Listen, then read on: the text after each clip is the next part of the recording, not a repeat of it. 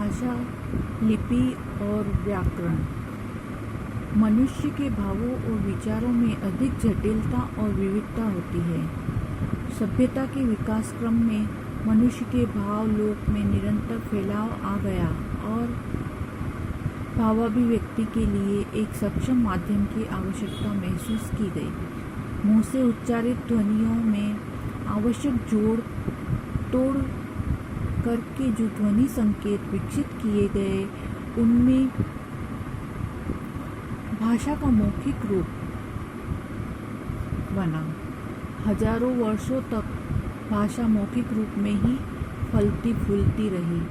विकास क्रम में ध्वनि संकेतों के लिए लिखित चिन्हों का व्यवहार होने लगा। विभिन्न भौगोलिक क्षेत्रों में बटे अलग अलग मानव समुदाय में अलग अलग भाषाओं का विकास हुआ।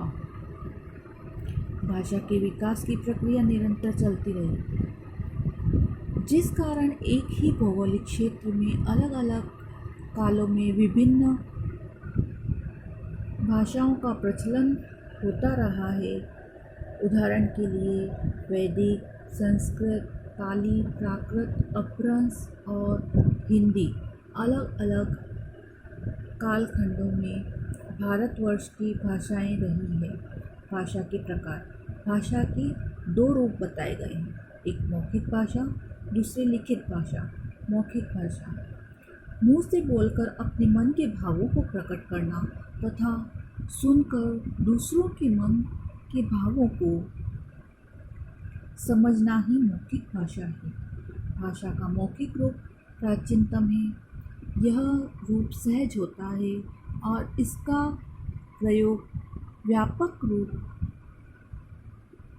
से किया जाना चाहिए, जैसे कि माता जी कहानी सुना रही है। ये क्या है? भाषा का एक मौखिक रूप है। दूसरा आता है लिखित भाषा।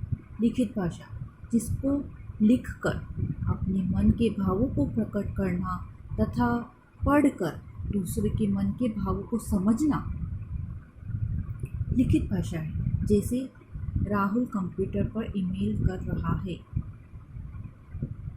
किसी भाव, विचार या ज्ञान को सुरक्षित स्थायी रूप प्रदान करने के लिए भाषा का प्रयोग किया जाता है। यह रूप मौखिक रूप की अपेक्षा सीमित होता है।